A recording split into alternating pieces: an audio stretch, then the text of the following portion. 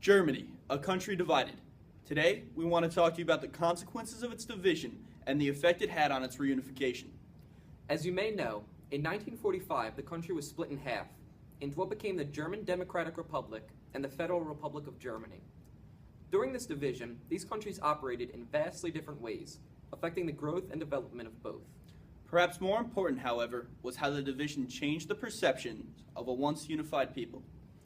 Shortly after the fall of the Berlin Wall and reunification of a united Germany, these perceptions developed into stereotypes of the opposing sides.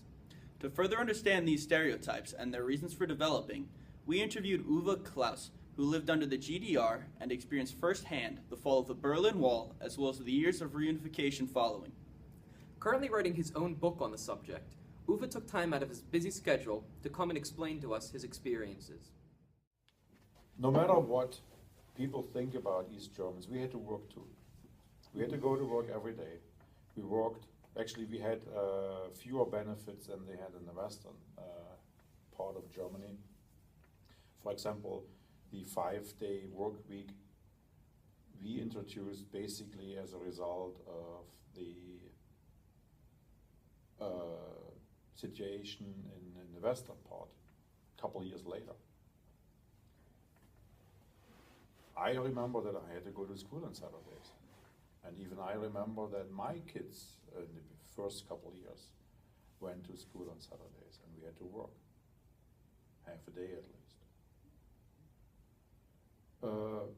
So you had to work, and sometimes, no, not sometimes, and work was, no matter what job you had, it is hard to motivate yourself every day. You have to get up, you have to take care of your family, you work long hours, you have kids at home, they have problems, you have to go and buy stuff, find stuff. So there was a lot of time involved in the life, and that's why life was actually, even or including work, wasn't easy. Or you had the same problems at work, because even there, not all the materials, not all the tools were available. It was tough. Yeah. Mm-hmm. So, but when you did a good job, you were used to a life. So there was no difference, that's what I'm trying to say, between now and then. Mm-hmm. Well, here, I'm sitting right in the middle. Border is here, east is here, west is there. There was no different when you used to go to work. And in each society, in each country, everywhere in the world, there are people trying to cut corners, or are simply spoken lazy, and others busting their, because it goes on there. But you know where I'm headed. So when you are used to work for your money, no matter what, as a teacher, as a cop, or an engineer like me, working hard when it wasn't a strange or a foreign word for you, there was basically no different. What was different was in the eastern part, everything was kind of safe and protected. You could start in a job right after school and nothing really major would happen. You could retire from this job. Here, no. There are some companies which exist forever, but it doesn't give you a guarantee that you will stay there. It's more of a risk, yeah. Year after year, this cycle of changes has sped up. The other thing was, everything was taken care of by the government, so everything was laid out in front of you in the East. Yeah. Here, if you are lazy, if you don't pick it up, nobody does it for you. Nobody tells you what you are entitled to. Here they tell you. There were people, they were paid for telling you what kind of benefits the government is giving you, what you are entitled to. Just take it. And did you consider that a good thing or a bad thing? Here I thought it was great. Now I think it's great too. Because everybody, working or not working, I mean, we had officially no unemployment. but we had what we call people, there was a word, asocial, so which did not fit in this in the official picture, which kind of fell through the grid. Not they didn't fall through the grid; they dug underneath. We had to work for them To support them. because, like healthcare, and I'm not talking about Obamacare, which is similar, was financed by us. So they just benefited from it And didn't contribute anything. and didn't contribute anything. They just knew where to get it from. Yeah. And they knew it well, very well. Somehow those people know it. There's no different here. But on top of that, they knew it. They were basically given it because towards the outside, meaning for everybody, even for you, we kind of made everything look better and brighter than it really was. But we didn't know it because we couldn't compare it. Yeah. The other thing is the toughest thing for me was a couple sentences back. They opened the wall on November 9th in 1989. I was watching the news. I was sitting at home, and there were a couple politicians, I forget their titles and names, and talking about the changes they were planning even before the wall was open. And all of a sudden, one of these guys was handed a piece of paper. They're probably this size, this big. That's what I remember. And I saw it on TV. He read it. And he said, from now on, each citizen of the GDR, and then he kind of stopped, turned it a little bit around, read it again, quiet for himself, and then he finished his sentence, allowed to travel freely without anything to cross the border. The same night, thousands of people, especially in Berlin, because Berlin was like an island, West Berlin, were trying to cross the borders legally. They had their passports with them, and they didn't carry any weapon, but the border protection didn't know all this. Oh, wow. So, and thanks to some really quick acting officers, there was no shot fired, and they just gave in. There were so many people, it was like a flood. They were climbing the wall. At first they broke open, they didn't damage anything, or not much at least. They opened the gates and crossed the border for the first time in their lives. I wasn't there. My wife was with a couple of friends of us talking about a little side job. She was an architect, and they wanted something designed, and she helped them, not for money, but her friend's husband worked in a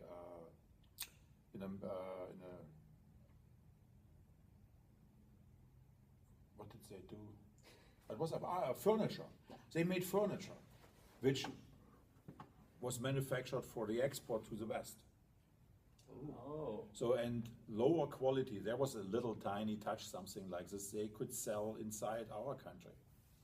And he had access to it. So basically, we were looking for furniture for our kids, for a kids' room.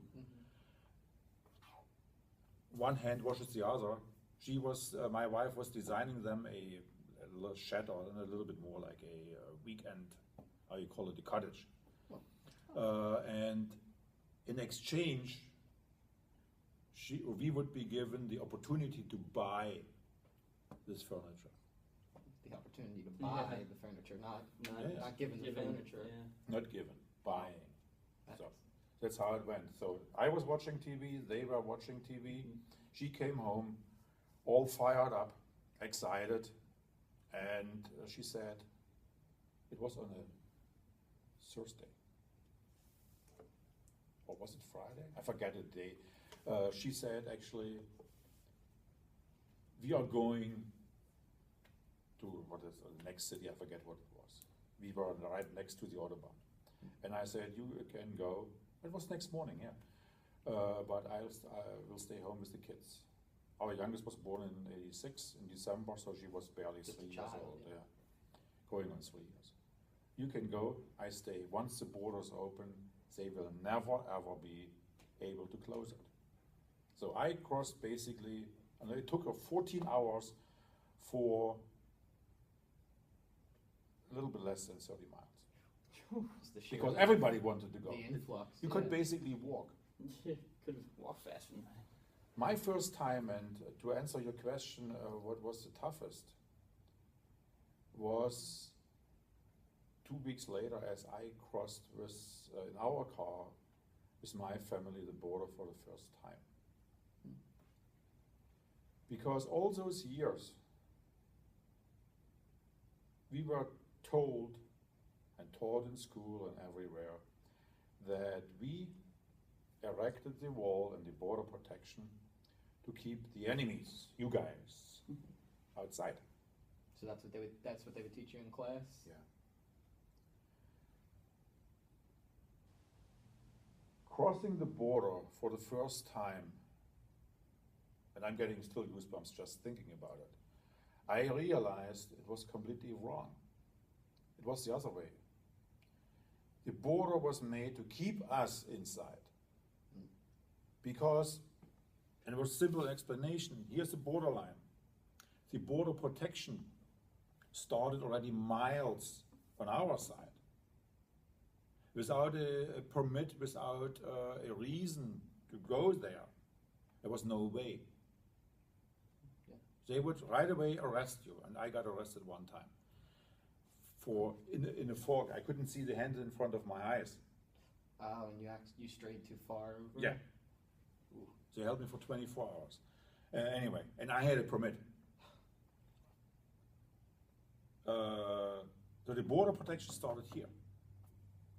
The border itself was here. And actually the wall itself, or all the fences or whatever they had, were actually set a little bit back. Somewhat like here, 1 meter. So from the western side, you could step across the border. There was sometimes, if there was a pavement, there was a line on the ground, painted white or whatever it was. And there were signs. You're crossing the borderline, and now you're on East German territory, or whatever. I never saw one of those signs, but there were signs. You could cross literally across the border and touch the wall or whatever was there. On the other hand. I mean, crossing the border versus a couple miles inland. So what do you think, what's this protection erected for? To keep you guys out or me in?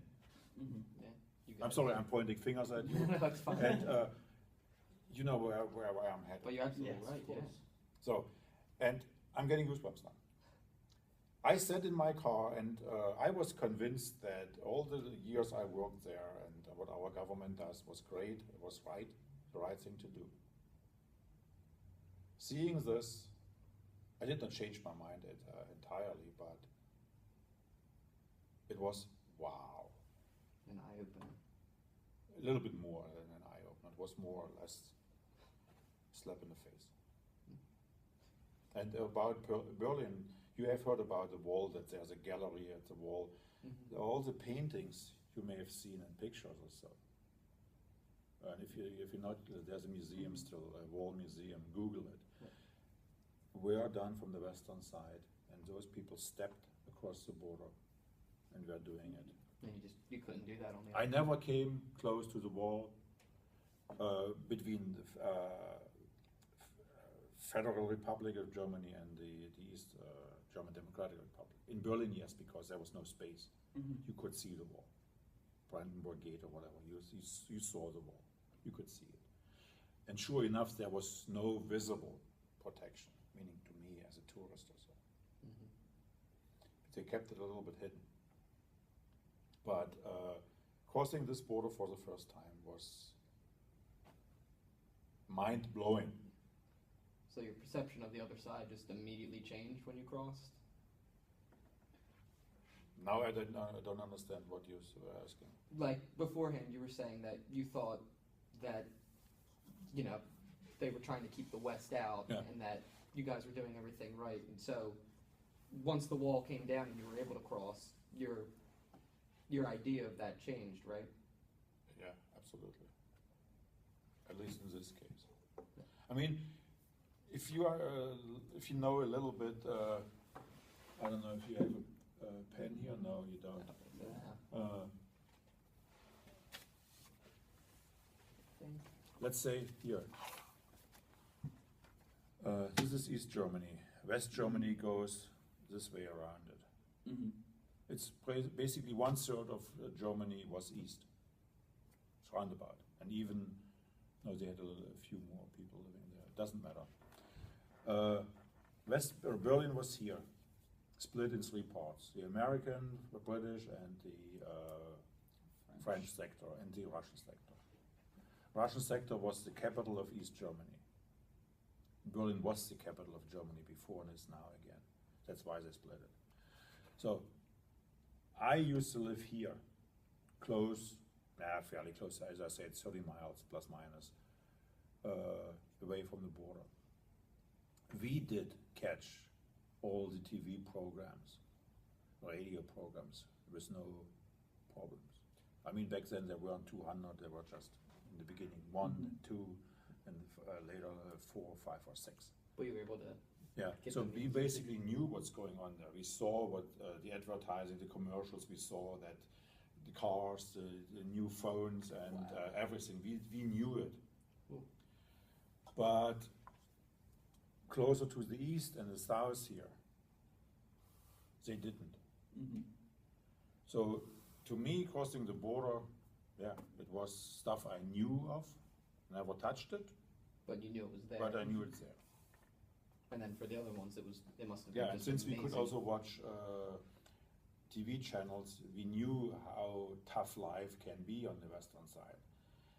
I never heard about a strike on our side, or Mhm. people fighting for their right to work or whatever, because we didn't have unemployment. So this was great. 'Cause jobs provided. Yeah. And that's why I knew if I don't have a job, I don't have money, and without money, you cannot buy all this crap. And some is crap. Yeah, certainly a lot. But I didn't think this far because we had to fight for bananas and oranges every season, every winter time, because bananas were imported. They didn't grow in the eastern hemisphere. They had to be imported from somewhere, Mhm. and that's why they were usually available before Christmas. Now, since the East had to fight for everything, like you were saying, and they were working hard, doing what they could to get what they needed, why is it, do you think, that this common conception exists that the West believes the East is lazy? Do you have any ideas as to why Yes, them? it's pretty simple because they thought, and they think part, that we were given everything. And because you could not get fired, which is not right, but literally you couldn't get fired. So there's no need to show engagement in a job. That's the perception. Mm-hmm. And I mean, to a certain point it was right, or they were right, but still again you had to work. And the same thing, if you don't go to work, you don't get money, the government would take care of you. There was a social safety net, and you would they would give you a place to live, and they would actually pay the rent and all kind of stuff. They would even give you here food stamps and food, but it would just be the limit. If you are satisfied with the limit, great, do it. But if you wanted a little bit more, if you had a dream in your life to accomplish something, or dress better than somebody who doesn't have an own income, or live through Red Cross or all the clothing donations, fine. So that's why, again, most of those cliches are created because they didn't know it better. Gotcha. And I know that since the wall came down, it says that West Germany has put a lot of money into the East and redeveloping it. They $1.9 billion. Now, do you think that has actually helped the situation in the East with the lower employment rates in the East and everything along those lines? Because A lot of people said that, a lot of people from the East have stated that they didn't think it really helped at all. Mhm. So what was your view on that? Do you think financial aid from the West improved the quality of the East at all, or? You actually did ask two questions. yeah, Did it help?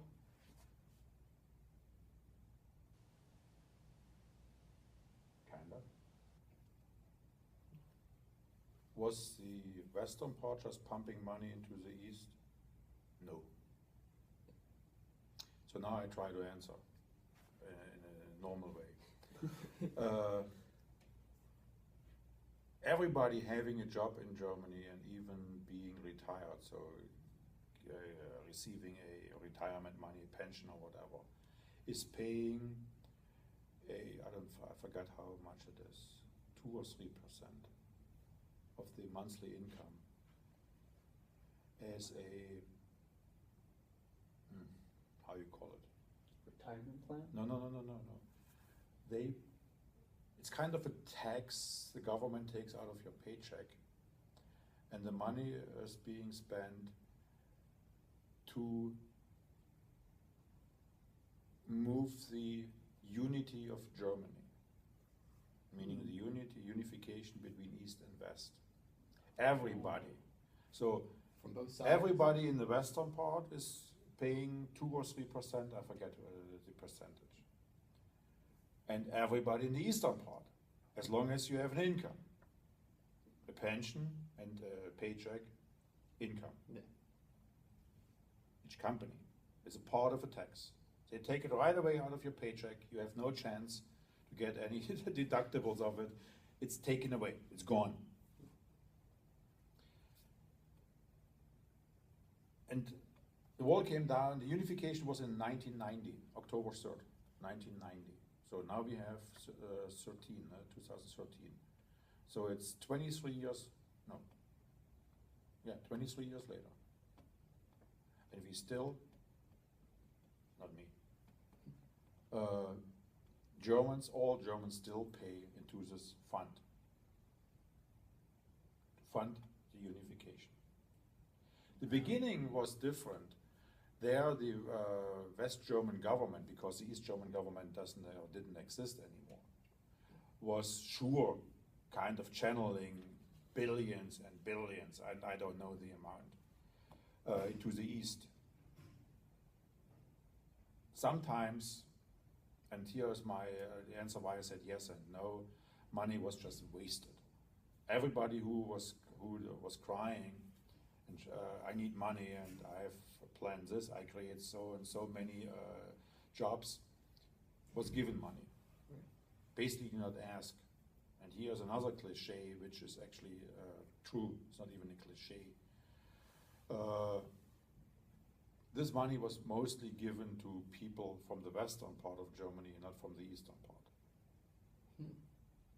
I'm a living example. I applied for money and I wasn't given a cent. Real? Wow. That's Because they didn't tell me, but I had no reputations, nobody knew me. So how could an Aussie start a business?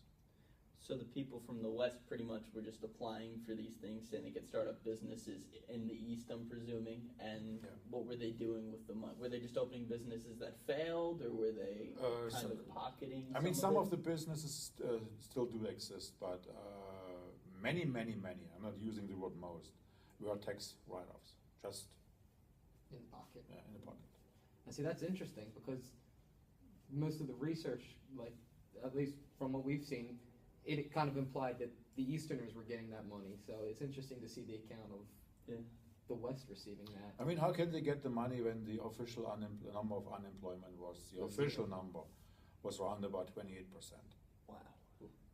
And my brother, he still does, used to work for the department, the labor department, and he was kind of channeling people searching for jobs. And he told me in his town it was over 50.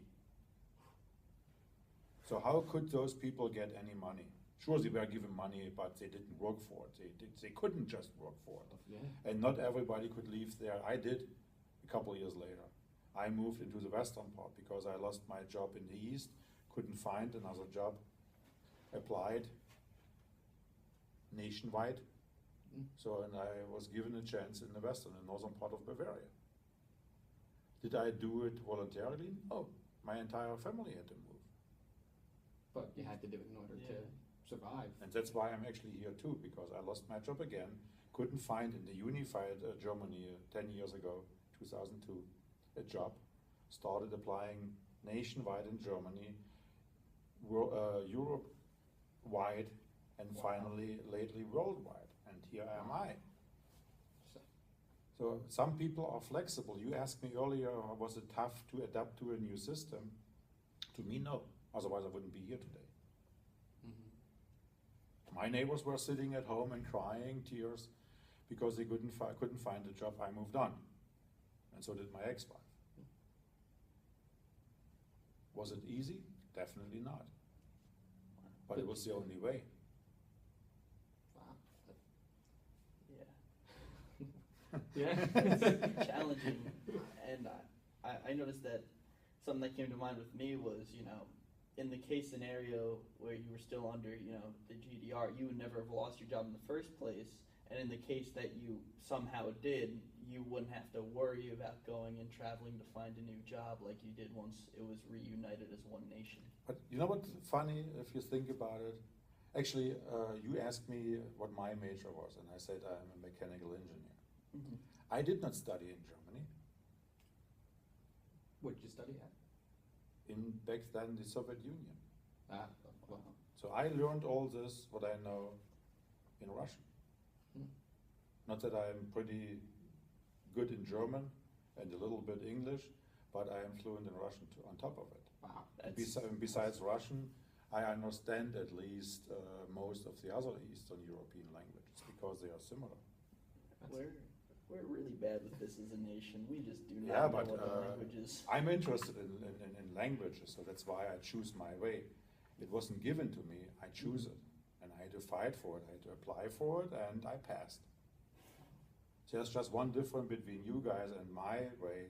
I didn't write an essay, and on top of it, there was done a very thorough background check by, the name Stasi or Stasi. Mm-hmm.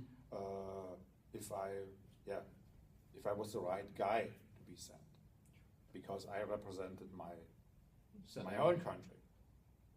They like wanted that. you to reflect Yeah. positively, yeah. And if I had some kind of dark spots on my shirt, they wouldn't have sent me. So I was clean. Wow. We actually read a novel this semester, memoir actually, that dealt with that issue. It was called The File, because once the Stasi, once the GDR fell, apparently everyone was able to go and receive their files from the Stasi that they may have had on them. Did you have a file, or did you ever go and inquire about seeing if you had one? I cannot give you 100% answer to this. I think, because of my background and my past, that I do have a file. Mm-hmm. But my ex-wife and I, we decided not to care about it. We never applied for it. The reason why may sound a little bit stupid, but we have friends, or we had friends over there. And I didn't want to find out that one of my best friends was kind of working for the other guys. Mm-hmm. Kind of I mean, giving away personal I things. said I'm 100%, not 100%, let's say 90 something percent sure that I have a file. The reason why is before I was sent, and I already said it, they did a background check, and I met with people. They did ask me questions. I also had to sign certain papers. I don't even remember. No, skip the word even. I don't remember how many it were and what I signed. What I know for sure is, and that's either you believe me or not, it's up to you guys. What I do know is I never, ever, ever in my entire life met a person showing me their ID and identifying them as Stasi, and I gave this person a report written or by mouse about another person. I never ever did this. So that's it. That's why I don't have bad feelings about my past, and I don't care what I may have signed. Mhm. I may have signed an agreement to work for them, but never ever anybody approached me, and never ever did I approach anybody or gave a report about another person.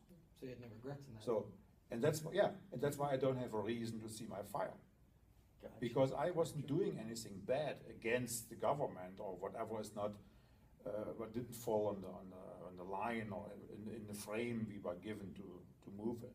So I don't have bad feelings about it. My wife actually wanted to check her file, and I said, you can do it. I don't see a reason for me. Because you had nothing to. And if you did something you regret, meaning talking about me to somebody, then tell me right away. And I will not kick you out or so. There were people, and I knew, and I still know people who were basically kicking their spouses out because of this. So I never had anything said bad about her, and never about me, and I didn't care because I didn't feel anybody. I never really actually met anyone who was putting me his ID in front of my nose. I never. Now, since obviously no one went around, telling others that they were part of the Stasi, do you think that a lot of the people who were working for them might have not known they were working for them? Absolutely. I Yeah. agree. I mean, I said earlier, around about 17 million citizens we had, a little bit less. The official number of Stasi members was, if I'm not completely mistaken, 180,000, less than 200. This number does include janitors, secretaries, chefs in the kitchen. people who would hear things. No, people which Within were Working, doing a job. faculty itself. Yeah, not just officers being sent out and listen, watch, or whatever, and read stuff. People which were cooking coffee, making coffee, baking donuts or whatever. They were included in this less than 200,000. So now tell me, let's say 1/3, usually it's around about 1/3 of all the staff is some kind of service function. So 180,000 is easier calculation. Take 1/3 out, 60,000. Yeah, so, yeah. So we have 120,000 left. How can 120,000 monitor day by day, 24 hours, 7 days a week, 17 million people? You just can't. Yeah. Bingo. And earlier you said somebody, I said writing a book about the time.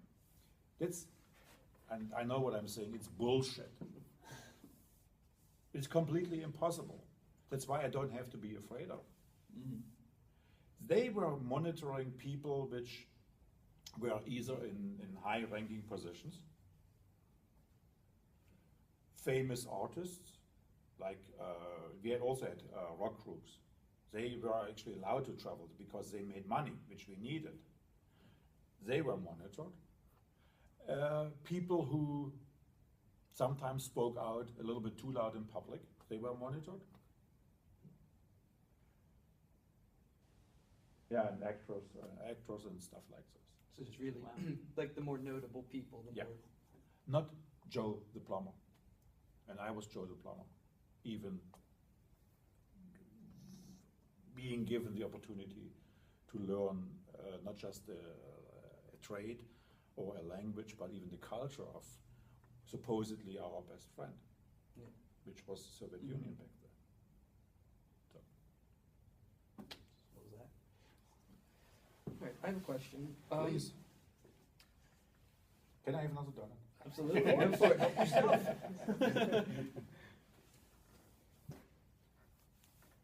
But ask, whatever you want.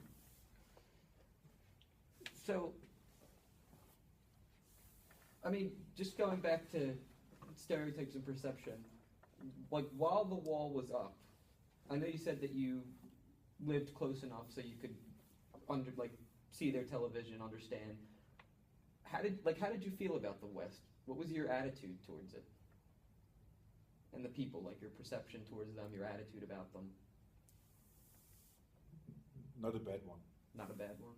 I mean, we are all humans. They were people, they had families, they had a job to go to. So were we.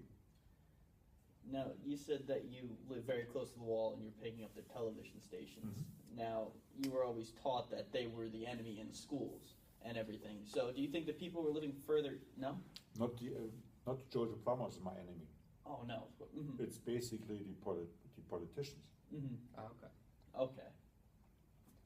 Now, do you think people who live further east inside the country didn't pick up on those stations might have had a very different perception of them than you did? Not about the people. Just Just about the politicians? And No, more about the lifestyle. They didn't really know. They really saw that it's a land of, I don't know, what is the expression for it, where you have milk running in the creeks. And land of honey, side. yeah, you know where I'm Yeah. at. So that's what they saw, that everything is just given to you. That's what they may have thought. I don't know. But they definitely thought everything what we have is bad, and over there everything is better, because they didn't know the details. Mm-hmm. We actually called them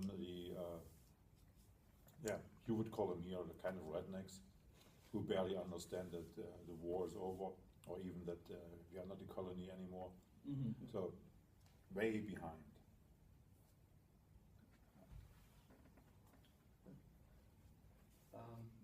Yeah.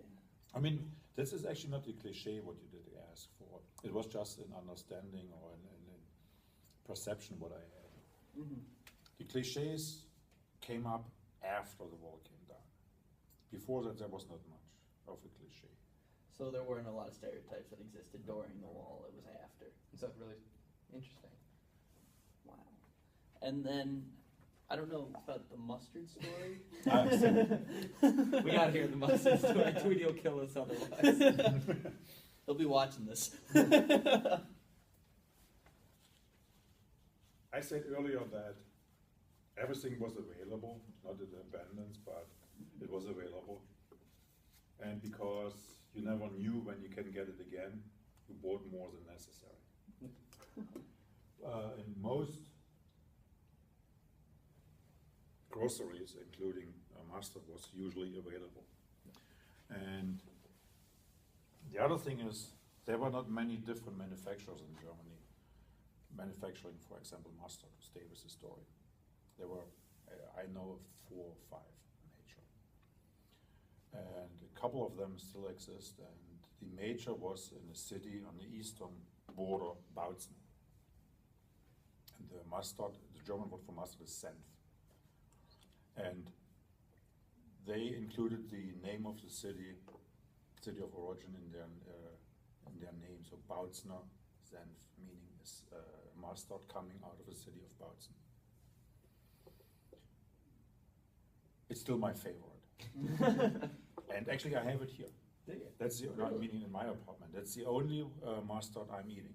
The only mustard. Yeah, and whenever my kids, my daughter was just here, or my girlfriend coming over, or I go home for Christmas, I bring at least one little jar. Actually, I gave Professor Tweety. I like this. a little jar, and they liked it too. Really? Wow.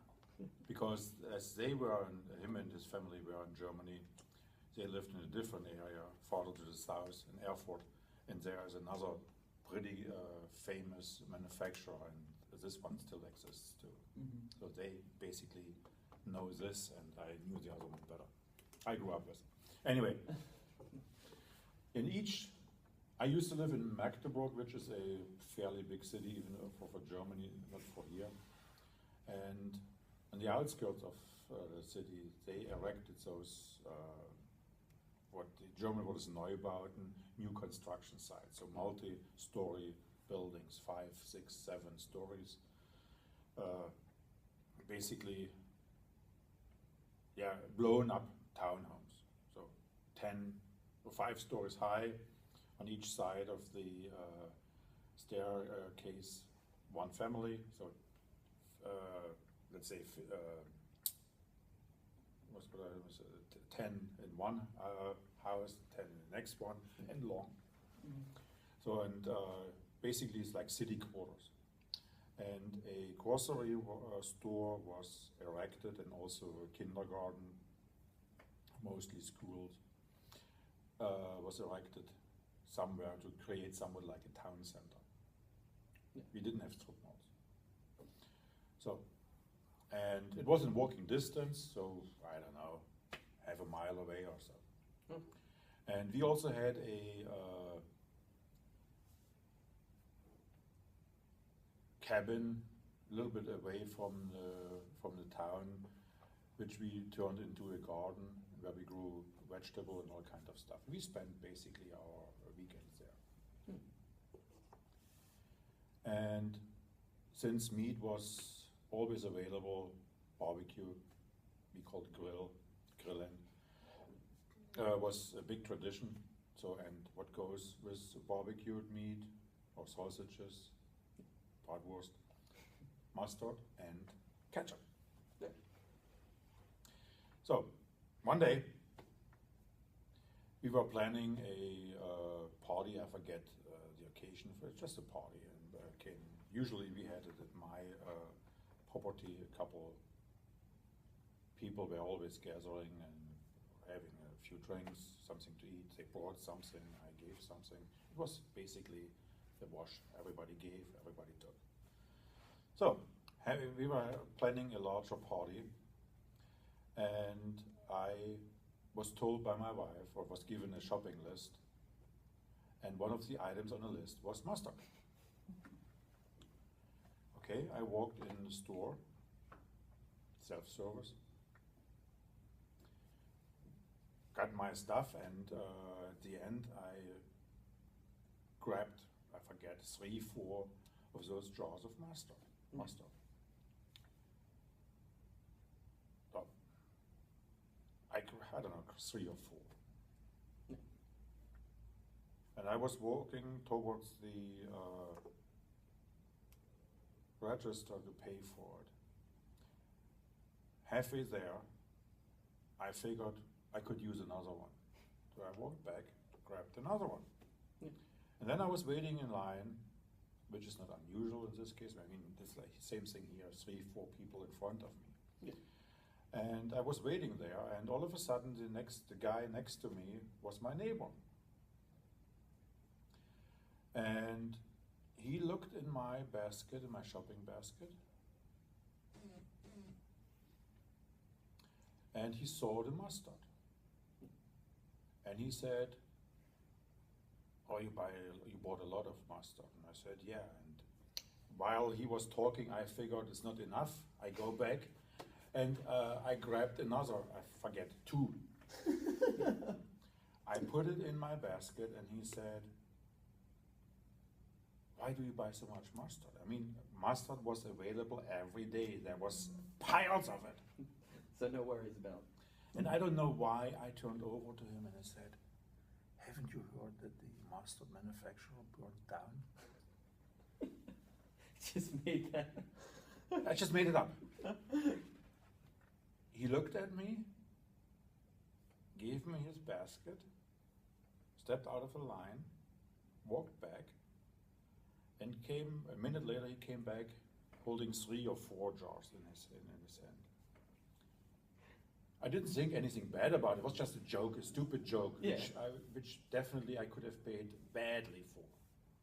I mean, if somebody would have heard it or connecting me to this, I could have ended up in prison for this. Wow. Because this was kind of a counter-revolution, what I started, not knowing. Yeah. So I didn't think anything. I paid and walked home. 2 weeks later or so, we were having another party, or just we were getting ready to go out to our cabin. And again, I was given a shopping list. Mustard. Okay, I walked in the store. I knew where it is. Empty. I mean, Just completely. I'm saying empty, and I mean empty. There was nothing. Not a single one, not even a broken one. Okay, shit happens. I knew that on our way out, there are at least 2 more of those stores. One is just across the street. I was a little bit lazy to walk there. Grabbed my family, got in the car, drove there. I walked. They are organized the same way. All the stores, like here. Yeah. You walk in and you know basically, even if it's your first time, where you look for certain things. Where to go? I walked through the aisles, found basically the shelf where supposedly was mustard, empty. Jeez. Started an epidemic. Okay. Shit happened, as I said earlier. We left town. Some midway was another small village, and there was a smaller store. I walked in there looking for mustard. Nothing. Oh my god. Okay, again, shit happens. So we finally made it to our cabin, and I forget, was it the same evening or the next day? We were gathering all the neighbors. I mean, it was like we didn't own the ground; we leased it. But whatever we built on it was our own, and there was not even a fence between our neighbors. They had all the same kind of cabins. Yeah. We gathered and sitting there, and I had actually one jar left from the party we had before. Mm-hmm. So since we had barbecue, Gotta have the mustard. we have mustard, and Uwe had mustard. I put it on the table, and one of the guys living in a completely different part of the town, "You got mustard?" I said, "Yeah, why not?" "Now, haven't you heard that the manufacturing burned down?" I was about to pee in my pants. That I must can't have been even really imagine. scary for you. It 'cause was if it went scary. back It was scary. I told my wife the story. Don't say anything. Don't say anything. Don't say anything. And one of the guys in our group, and we knew it before, worked for these guys, for Staatssicherheit. We knew it. Yeah. We were making jokes of it, and he was making jokes of it. So everything was, but not because of him in general. Don't say too much. You could say almost everything, but it wasn't. If not necessary, don't do it. Yeah. It's the same thing as here. Mhm. So that's my story about the mustard. Well, that is really. Wow. So you like And you a said, you couple closed the cabin. weeks later, everything was back, and I don't know. The factory never burned. That's just crazy though. Someone just from must- word sorry. of mouth. Yeah. Someone must have been sitting heavy on mustard, because if everyone went out and just bought it all and they were still producing And the it at first time I normal bought rate- 7 or 8, Yeah. but because we needed them, and this jar was a new one, and there was a partial left. I Mhm. mean, we were, I don't know how many people we were, at least 40. So everybody, and those were a little smaller than this cup here. So they were. There's not much in there. Yeah, they were tiny jars. So I loved mustard, so I basically spooned it. So, and my youngest did the same thing, my youngest daughter. So it was gone. That is. I mean, that goes to show you. Yeah. All about the demand. If everybody's jumping on it. Yeah. Wow. That is. Now I know why Tweety wanted you to tell the story. He wanted that on video. It's a good story. We promise not. No, you can show whatever. I mean, I don't regret anything what I said here, but this actually describes many things. As I was talking about earlier, you never knew who you talked to, number one, and everything was available somehow. But people bought it, they stored it somewhere. Sometimes it even got bad. Because you never knew when you will get it again. Just a hoard, yeah. Yeah. It's hoarding, yeah, definitely. But necessary hoarding. Yeah. Wow. That's intense. That is intense. It was. I mean, do you have any other questions? Yeah, you didn't go to your cliches. You didn't answer any of your No. cliches. Just go by your question, whatever you have.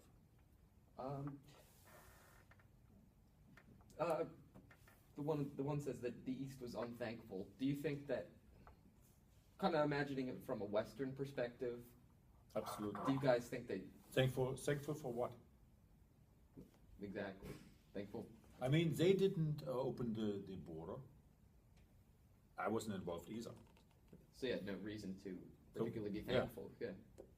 And it's actually my opinion too. We had very well functioning manufacturing facilities too, not everywhere.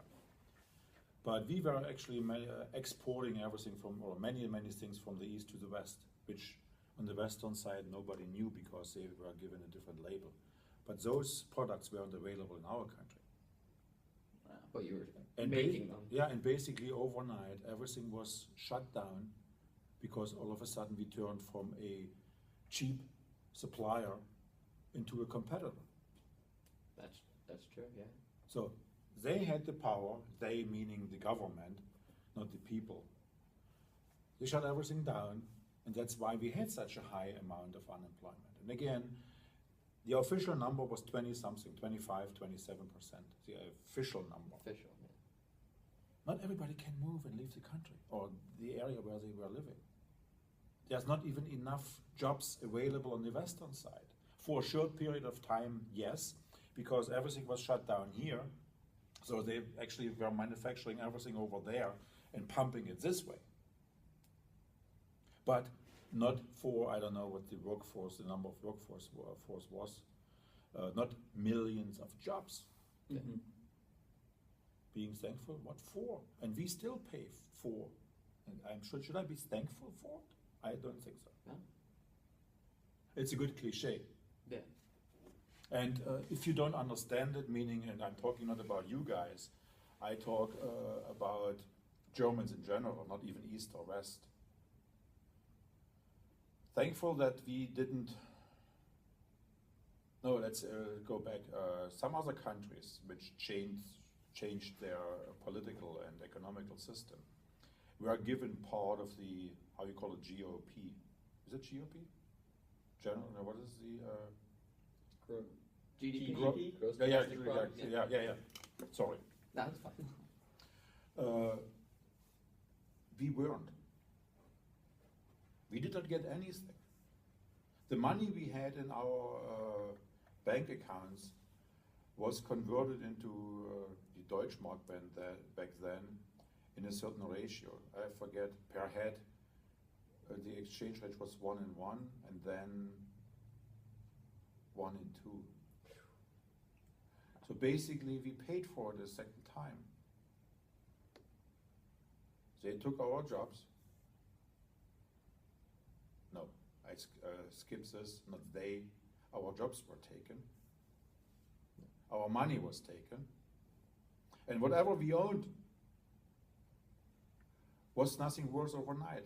I was fortunate enough to buy a new car, the East German Trabant. You may have heard about it. It was basically the first plastic and fully recyclable car in the world. Not big. American cars back then were huge. Ours were basically a quarter of it, or whatever. It's minuscule. I paid 20-something thousand of our currency for it. I had to borrow the money. I had a good income, but my savings were by far not this many or this much. Overnight, my 24,000 turned into 800 or 900. Not 1,000, 100. Wow. Because this was the amount of money we got for it as we sold it. Are you serious? You only made 900 selling it. And we were lucky that we actually got this much. The cabin we owned, we sold as we moved into Bavaria, because we couldn't just keep it, was too far away. Was worth roundabout in GDR money 40 plus thousand. Not a lot, but for our money it was a lot. I sold it with everything inside. Refrigerator, silverware, flatware, completely furnished, carpet. I actually, a little bit on the way, I had a kind of an outhouse, but outhouse with running water. Okay. I gave it away for not even 10,000, 9,000 something, Wow. with everything in it. For not 9,000. So, and I was lucky because most of those properties or those cabins you could not sell, because now everything you didn't need a vegetable garden and to grow your own radishes or your I don't know cherries or whatever, you could buy it. I was actually lucky that I got this much money. So to make it easy, out of around about 70,000, what I owned in East German money, I got 10,000 out. Not a good trade.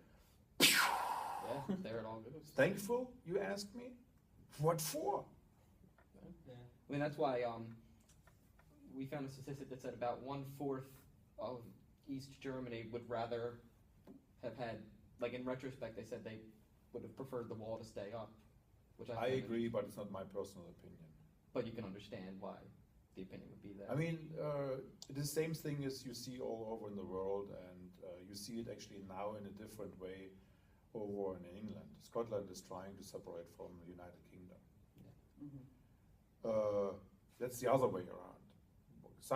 Many countries unite or reunite, and other countries, like for example, formerly Czechoslovakia, got split in Slovakia and the Czech Republic. But the future will show that you have to grow and unite. It is just, I don't know why those separation tendencies are, even here in the United States. It is definitely better if you are bigger and larger. You have more resources than just money. You have more people living in there. It's actually better for you. So it becomes a good thing. It just takes time. Yeah. And having the wall back, those people, what they want is actually interesting at one side and stupid at the other side. They want the wall back because they don't like the system, but they want all the benefits. Meaning the traveling, the bananas, and the cars available when you need one, when you have one. And they just don't think it through entirely. The wall means you kind of cut off from all this. But that's something they don't want. Mm-hmm. Yeah, they want the best of both worlds, basically. Yeah. And my personal opinion, it would have been the best if you would have taken what was good on the eastern side, or some of it, because you have to finance it too, and just move it over. Educational system, for example. Education free for everybody. Yeah. That's a great thing. No, absolutely. Certainly. I don't know how much you guys pay, but my education was free. That's Fantastic. that is great. And I got the best of what was available. So, The only thing I had to do is I had to learn. which That would if you be wanted top education in this country, you're going to be paying 50, 60 grand Yeah, you a pay year top over money at an for it. Ivy League Yeah, school. that's something which was kind of swiped away. It was gone. The government spent money for different things. Don't ask me what it is, but there was no money for it. Or the health care system we had, it was highly developed, even if many people said it wasn't, which is not true. Cliche. Because supposedly we didn't have anything. We didn't even dress well. We didn't even have shoes, whatever. Which is completely stupid. just plain on stereotyping Yeah, at that yeah, point. yeah. Yeah. But there was not, there's not left over much from what we had, and even my parents fought for. I mean, working, not they didn't fight with weapons, but what they were living for. Mhm. And actually, I feel sorry for my parents' generation because they were the first one who did taste the new time, the new era. They grew up in it, and at the end, they basically started. They ended like they started, empty-handed. It's a shame they lost it all. Yeah. And I was fortunate enough to be young enough that I could bring myself in. Wow. How did your grandparents feel? Because they must have been born in the capitalistic society Yeah. before it turned into the communistic society. What was it like for them, if they ever spoke to you about it with the transition? They did, but I mean, after the war, there was almost nothing left. So they adapted pretty quick to it. And since nobody was really allowed to travel, they couldn't compare. Sure, they had friends living on the other side, but it was what it was. None of my family members ever left the country legally or illegally to live on the other side. None of them. Yeah. It was just they took the hand that they got dealt. Yeah. And I'm not saying that they're my grandparents' life. Actually, my grandparents used to own a fairly large manufacturing. They manufactured all kinds of brushes. It was taken away by the Russians. And here again, you're talking about being thankful. Many other people were given their property or whatever they owned back, and they got kind of reimbursed by the German government after the unification. Not my family. Thankful? What for? That's what it comes down to. Yeah. I mean, I'm not having bad feelings about it. It is what it is. Mhm. But you have no reason to necessarily be Yeah. appreciative. Yeah. I mean, I'm appreciative towards my country where I grew up in, which doesn't exist anymore, that I was given the opportunity to learn as much as I can. Which is an important And thing. I was given a job, a future, but nobody told me what to do. So I had to choose it for myself. And because of this, I'm probably so flexible because I grew up. Actually, here's another cliche. The right word for the political system where we used to live in is not communism, it's socialism. Russia, or Soviet Union, was claiming that they are the first communist country in the world. Socialism is one level lower. Mhm. So my life story is actually pretty funny. I grew up in a socialist under the socialist society, in a socialist society. Had the advantage experiencing the communism, and I figured even living here in the Soviet Union, yeah, let's never reach this level they have here because this was bad there. Yeah. And I lived in a huge city in St. Petersburg, Oh. so life was way better and easier there. But by going home, meaning west, You could. I already almost felt the same difference between going even farther west. Really? So I did compare east, far east, with west, and I figured living in the middle of this wasn't too bad. Yeah. Sure, not as good as it was over here. But compared to the alternative. Yeah, it's a good way to look at it. So I was given this opportunity. That's why I think about certain things differently. And I know this, and I appreciate that I was given this opportunity. But now, from the Far East, I'm in the farthest corner of the world. I'm far west. I'm even western than west. It's funny. It's yeah. It's definitely eye-opening now. This entire conversation, yeah. Come on, shoot, guys. What time is it? 9:30? No. 8:30. Yeah, 8:30. We still have time. All right. Let's see. Now, do you feel like the West nowadays is treated better than the East is in terms of their living standards of living they have? Meaning what? Does the West receive more benefits from the government than the East does? Or No. Not here in the United States. Mhm. In West Germany, probably almost the same. I mean, the benefits everybody is getting are sometimes better than what we had. Mhm. But it's 20 years ago, or it's almost 30 years ago, so it's tough to compare. Gotcha.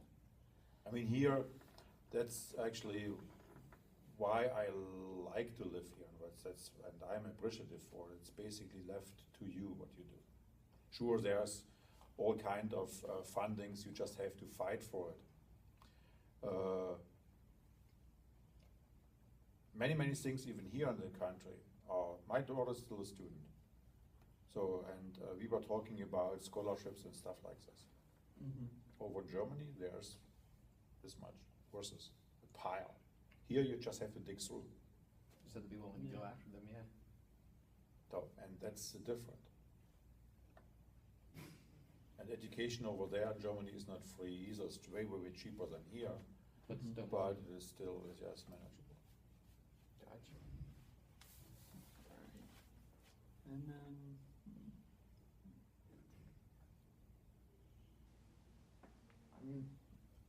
I feel we covered all the bases, actually. yeah, I feel like through you talking about your experiences and everything and your opinions on the subjects, it really helped to clarify a lot of the origins of these stereotypes, where they derive from, why they exist today. Yeah, because I mean, you look it up online, you get some basic facts, but you don't have that first-hand account, which so it's Mhm. incredible.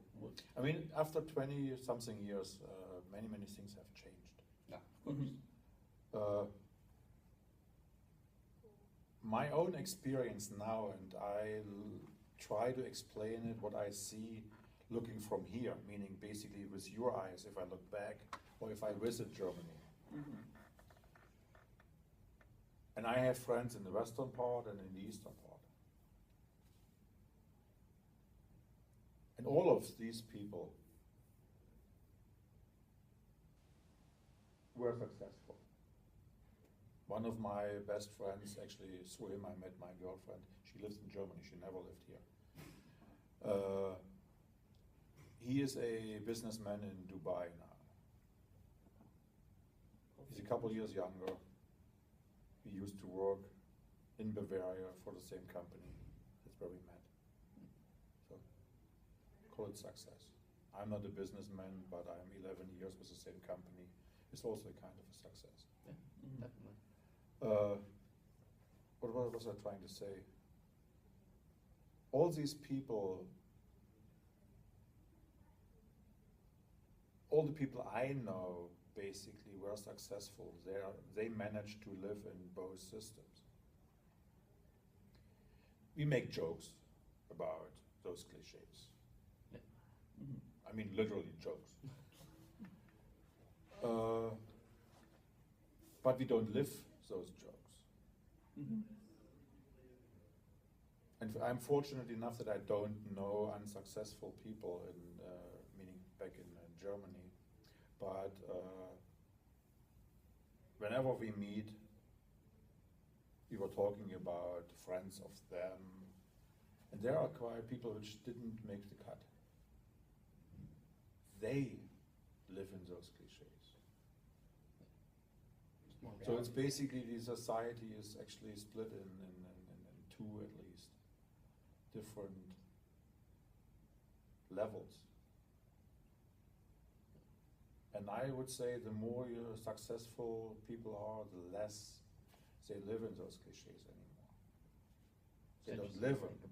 I mean, sure, it is kind of a tradition, but the older we get, the more of us will be gone. It's kind of fading away, it's dying out. Yeah, that's There will be always some leftover, some remnants of it, but mostly from or by people who are not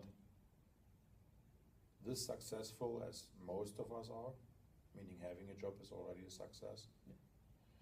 But the question you have, or they don't answer or ask themselves is, what were they doing to become successful? Again, I moved away So you have to because I had a family to feed. Mhm. Some of them still waiting for a chance. You don't wait for a chance. Yeah, to go after it. Yeah. Finding success was just like there, was just like it would be here, you know, working towards what you want, making sacrifices to obtain it, and doing what you have to do. Yeah, but I didn't think firsthand of a sacrifice. Mm-hmm. But based on this, what I just said, by not doing much and waiting for till somebody walks by and gives you something, that's also a cliche. That's why Easterners are considered being lazy, not thankful, like you said. That's a different cliche. And I actually tried to explain it with my words. Why should I be thankful, or what for should I be thankful? You were absolutely right. Yeah. The other thing is, many of those cliches, and that's actually a natural thing, came up with right after the wall came down.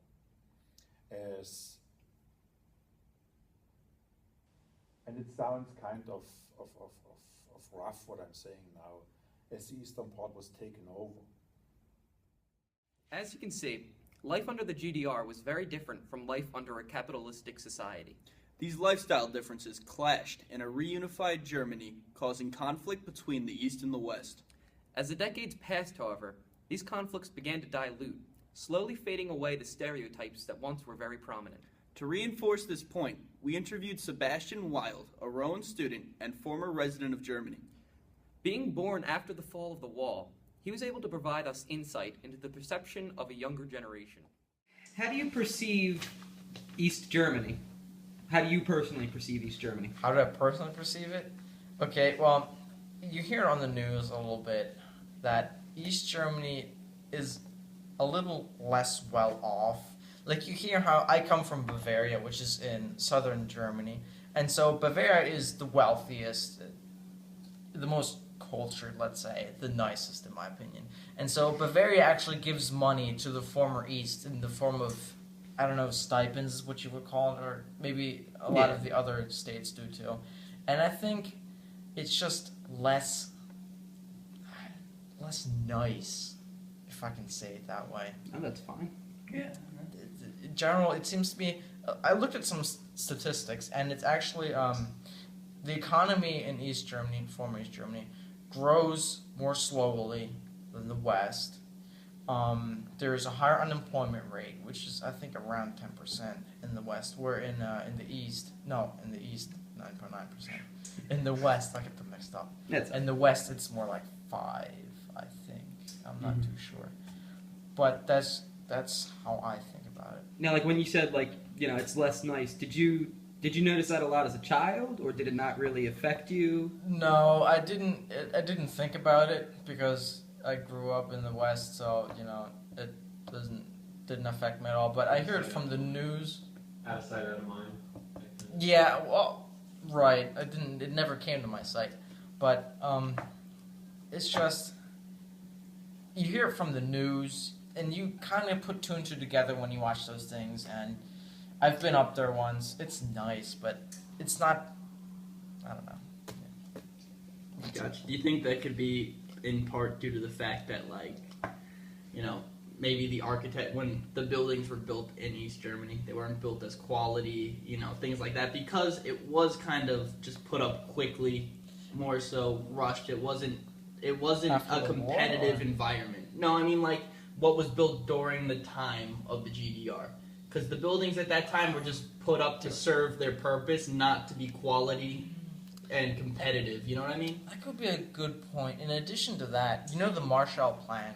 Mhm. That was put in effect in the West and not in the East. So I think that also plays a huge role in the division. You had the Marshall Plan that basically pumped money into the West, and the East didn't get any of that. So that's a nice little division. That's true. That's a good look. And getting back to what we were saying, I might be a little bit biased because I like history. I like, you know, the old castles, like Neuschwanstein isn't old, but old churches that were built, you know, in the Middle Ages and stuff. And that's everywhere in Germany, but I see it more in the South where it's more culturally celebrated. Mm-hmm. Yeah. South overall, West and East doesn't make a difference. Overall, just the southern part of Germany has more culture and history to it.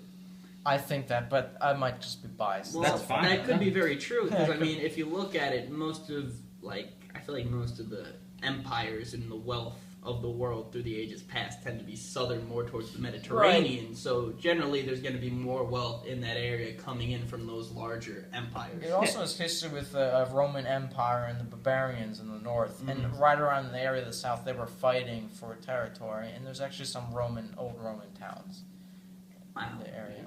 Yeah. That's awesome. Definitely. Yeah. So, Rich. so, do you perceive any stereotypes still, like, between the East and the West? Like, there's a lot of stereotypes we came across. Maybe we can just ask you your opinion on them one by one. Maybe Okay, that would that's be a good easier for idea. you to give you Yeah, some ideas. Right. That's good. All right. So, one thing we came across is it's a common conception. Like, the West views the East as their poor relatives. You see it that way?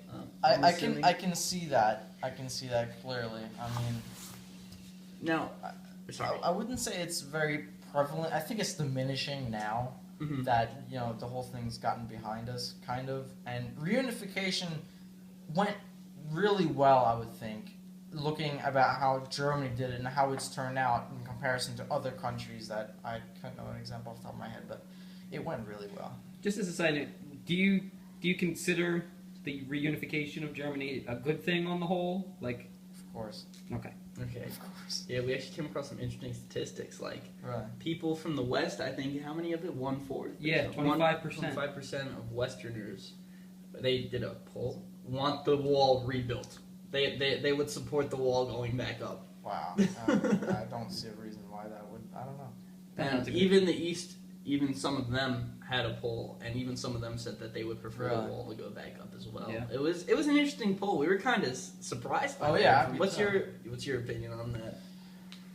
I mean, I don't want the wall to go up again, obviously, but I don't know why they would even think that. It's weird. Yeah. Yeah, I mean, we don't have the exact details of, you know, what age group answered what, but if I had to guess, I would say the older generations Probably, and- voted more And they'll towards die off soon, and all the It's new, okay. more liberal There's that people. younger opinion. Oh, shut up!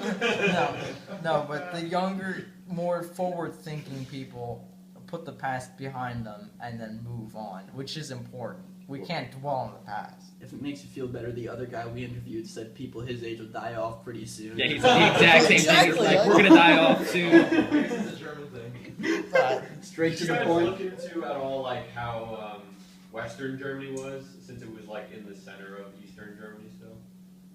Like different. well, you mean the You Berlin? mean West Berlin? Berlin? Sorry, Yeah. Berlin. I meant to say. He was actually he said that, you know, the common perception is that it was completely isolated and cut off, but he said that the reality is like that was just kind of a big cliche. Like they still had a ton of things imported from East Germany. Well, yeah, East they Germany had the pumped a Berlin ton area. of money and But like, no, a no, ton of supplies into there. But they said he said the Berlin airlift didn't help as much as you thought, in Yeah. reality, since the West had so much money, They East didn't Germany need it. needed it, so they were So they would just buy more it. willing. Yeah, they just straight up bought products and services from East Germany. We overglorified our role. Yeah. We helped That a little makes bit. sense but- because like when you learn history, like you focus on the Berlin airlift, like oh, this is Yeah, big it was thing. raisin bombers, what they were called. Yeah. Or it's called Rosinenbomber in German, which is called raisin bombers, which makes sense. Raisins are a staple food. Raisins are staple. I love raisins. Okay. Is that So, I don't know. so would you agree that the West has a better standard of living? Yeah, that's I another think it conception. definitely does. The economy's bigger. I think that, incomes are bigger.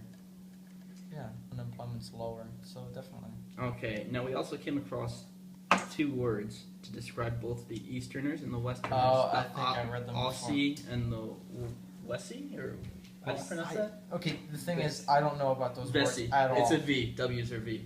I Aussie I and the just read Vessie. them online, but that's all I ever knew of them. Well, that's important. So, you So- have never heard them personally. No, All right, that's a That's good good, that's thing. very good, Shows these things are dying off. I was in elementary school, so. Throughout our interviews, we discovered that the division of Germany dislocated not only the East and the West, but the generations as well. Although the separation left a bruise on the older generation's perceptions towards one another, like any bruise, it has begun to heal over time. As the older generations make way for the newer, the sense of dislocation between the East and the West continues to fade.